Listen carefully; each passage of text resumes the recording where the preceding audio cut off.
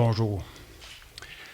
L'histoire se passe en Tunisie, à l'hiver 2011, quelques semaines après la révolution qui a déclenché ce qui allait devenir le printemps arabe. Un groupe de jeunes de la ville de Tunis, la plupart des étudiants universitaires, mais aussi des professionnels, des banquiers, des psychologues, des avocats, décident de profiter de leur nouvelle liberté de mouvement pour explorer leur propre pays. Ils voulaient vérifier spécifiquement une chose. Ils avaient entendu parler, il y avait des rumeurs persistantes à l'effet que des foyers de grande pauvreté existaient pas très loin de chez eux. Ces rumeurs avaient toujours été niées par la propagande du régime qui expliquait à la population que la Tunisie, évidemment, c'est le meilleur pays d'Afrique. Alors, ils se sont rendus dans une région proche de la frontière algérienne. Ils en sont revenus scandalisés, enragés de la pauvreté abjecte qu'ils ont trouvée dans cette région-là. À 3 heures à peine de chez eux, à 3 heures à peine de la ville de Tunis, où eux vivent avec tous les conforts du 21e siècle. Alors, ils ont décidé de faire quelque chose. Ils se sont réunis. Ils ont convaincu des commerçants de leur donner des denrées. Ils se sont cotisés, ils ont loué un autobus. Ils sont retournés dans un des villages qu'ils avaient découverts. Ça s'est très mal passé. D'abord, à l'arrivée dans le village, les petits mafieux locaux, des résidus de l'ancienne dictature, ont tenté de leur confisquer tous leurs biens, sous l'œil complètement indifférent d'une population trop habitués à se faire enlever tout ce qu'ils avaient. Ils ont réussi à régler ça.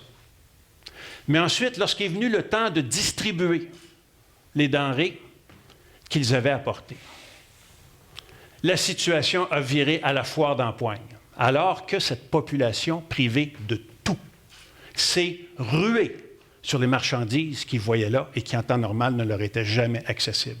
Les gens se battaient pour une bouteille d'huile d'olive ou un paquet de pâtes alimentaires. Leur autobus a été vandalisé. Et c'est finalement dans un climat d'hostilité générale qu'ils ont dû retraiter vers la ville de Tunis. Déçus, mais pas découragés, les jeunes constatent qu'ils ont un problème. Il y a une frontière entre eux et les personnes qu'ils veulent aider. Comment surmonter cette frontière?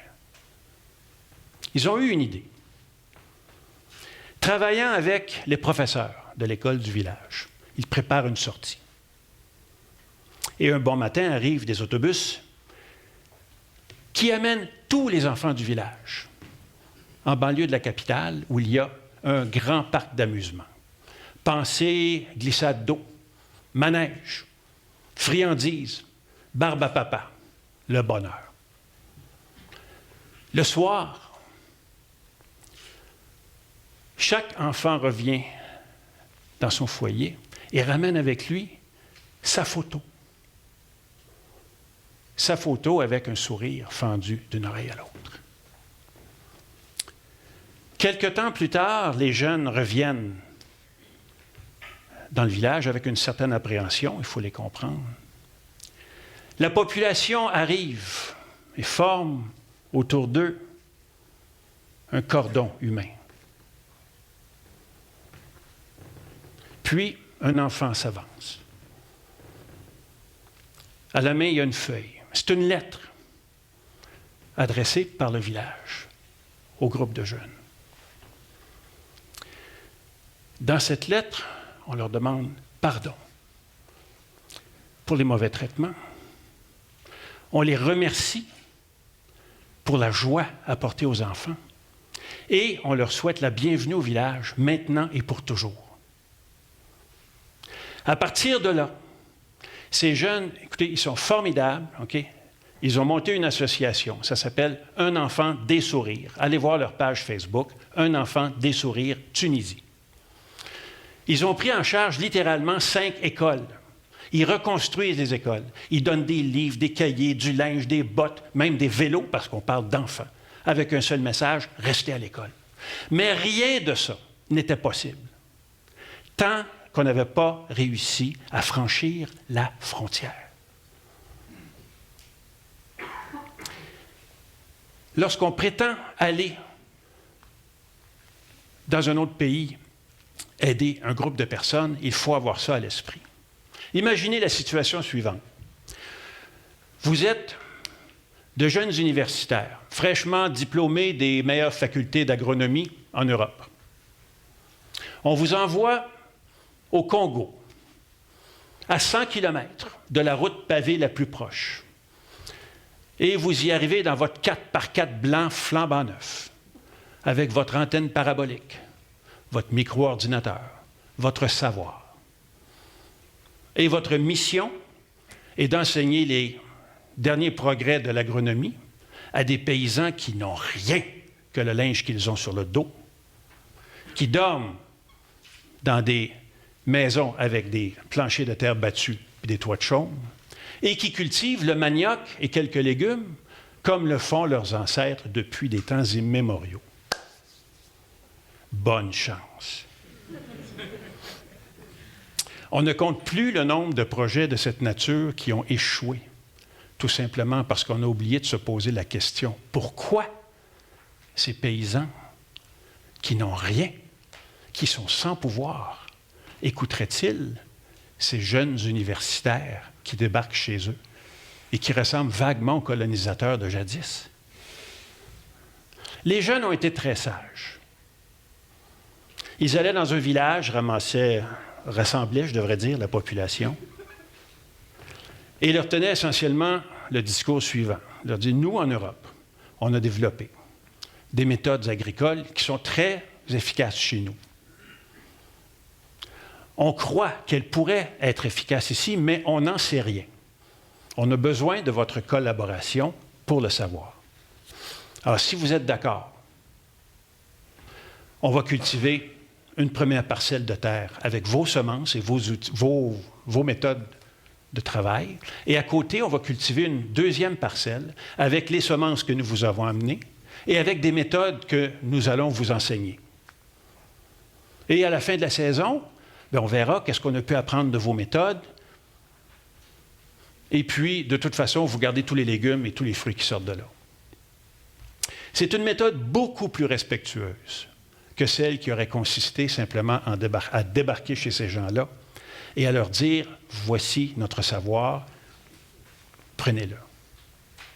C'est une méthode qui suppose que l'on se mette à niveau avec les personnes qu'on prétend aider. On peut présumer que l'agronome n'a rien à apprendre du paysan congolais, mais en réalité, on n'en sait rien tant qu'on ne l'a pas écouté. Et tant que le paysan, de toute manière, lui n'aura pas le sentiment d'avoir été écouté, il ne s'ouvrira pas, de toute manière, au savoir. Vous savez, c'est le mot le plus important de tout le vocabulaire de la communication. L'écoute. On pense toujours qu'on écoute, hein? On parle avec quelqu'un, mais en réalité, pendant que la personne nous parle, qu'est-ce qu'on fait? On est en train de préparer la réponse. Hein? Il y a une petite voix qui nous parle, puis souvent, on ne laisse même pas la personne conclure sa phrase. Écouter vraiment, ça suppose la capacité de mettre la petite voix à off. Et pas uniquement d'enregistrer les paroles, mais de regarder l'attitude de la personne, ses gestes, l'expression de son visage, d'être attentif à l'émotion qui s'en dégage. Ça a l'air facile, mais croyez-moi, ça peut demander des années de pratique. Alors, moi, je participe à des activités avec Relations publiques sans frontières où, effectivement, on va dans des pays se livrer à des projets comme ça. Au Bénin, par exemple, imaginez la commune de Soava. C'est une commune de 42 000 personnes réparties dans 21 villages, dont la moitié sont construits sur pilotis au-dessus de l'eau. Okay? Petit détail, il n'y a pas de système de collecte ni de traitement des déchets, avec les impacts que l'on imagine sur le choléra, la dysenterie, le paludisme, puis l'infection, la contamination des poissons et du bétail. Ces gens montent un projet pilote qui fonctionne très, très bien. Puis là, ils veulent étendre le projet pilote, mais ça prend de l'argent. Mais lorsque les bailleurs de fonds débarquent dans le village pour rencontrer les gens du village, il y a la frontière entre eux.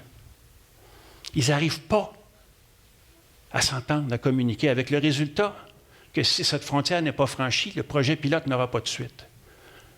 Ces gens-là ont besoin d'apprendre comment communiquer. On est là pour les aider. En Bolivie, on travaille avec un groupe de 1500 paysans répartis sur un vaste territoire. C'est des producteurs laitiers. Ils se réunissent entre eux pour s'entraider, pour se communiquer les meilleures pratiques, pour commercialiser plus efficacement. Seulement, comme tous les groupes de 1500 personnes répartis sur un grand territoire, ces gens-là, il faut qu'ils se parlent. Il y a des problèmes à communiquer ensemble. Ils ont besoin d'un plan de communication. Ils ont besoin d'outils fondamentaux. Les gens qui dirigent ces organisations sont des gens du milieu qui, la plupart, sont éduqués, mais ils ne sont pas éduqués en communication. Ils ont besoin qu'on leur donne ces outils-là additionnels pour les aider à s'en sortir. Puis souvent, on se demande, quand on revient de là, est-ce que ça marche? Est-ce que j'ai fait une différence? J'ai une histoire à vous raconter. Une histoire qui se passe en Afrique. On travaille au Niger depuis 2009, au Burkina Faso depuis 2011, avec des regroupements d'organismes locaux qui luttent contre les violences faites aux femmes et aux filles. On en parle beaucoup ici ou ici. C'est un problème qui est international, qui est partout, c'est vrai. Mais croyez-moi, dans ces pays-là, c'est un véritable fléau qui plombe le développement social et économique des pays. Alors, il y a beaucoup de monde qui tente de régler ces problèmes-là pour que les femmes réintègrent réellement la société.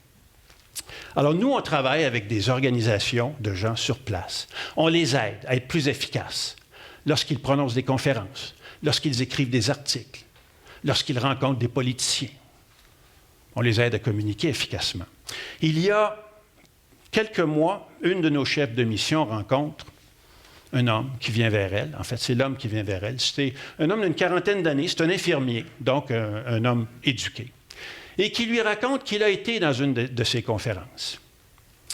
Et, dit-il, j'en suis ressorti troublé. Il dit, je savais que le viol, les coups, je savais que ça c'est de la violence, mais j'ai compris aussi que la violence, elle est ailleurs.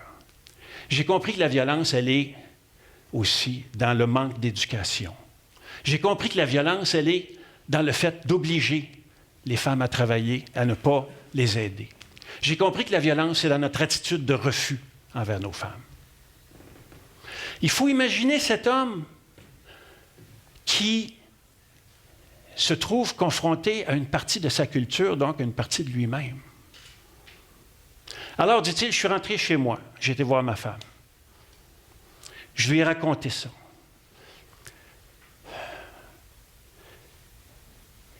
Et je lui ai dit, dorénavant, à partir de cet instant, jamais plus je ne lèverai la main sur toi. Jamais plus je ne te battrai. Cet homme ne se voyait pas comme un homme violent, mais il faisait simplement comme son père et ses oncles avaient fait avant lui, et comme ses fils feraient après lui si rien ne changeait. Un repas brûlé, une gifle. Retard à un rendez-vous, une gifle. Un enfant conteste une directive parentale, une gifle.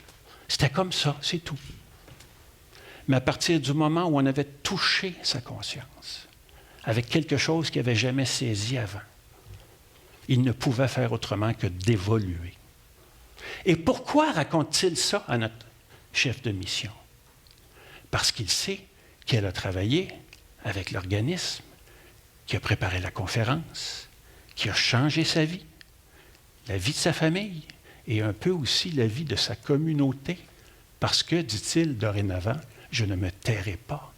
Moi aussi, je vais travailler avec ce groupe à changer les choses.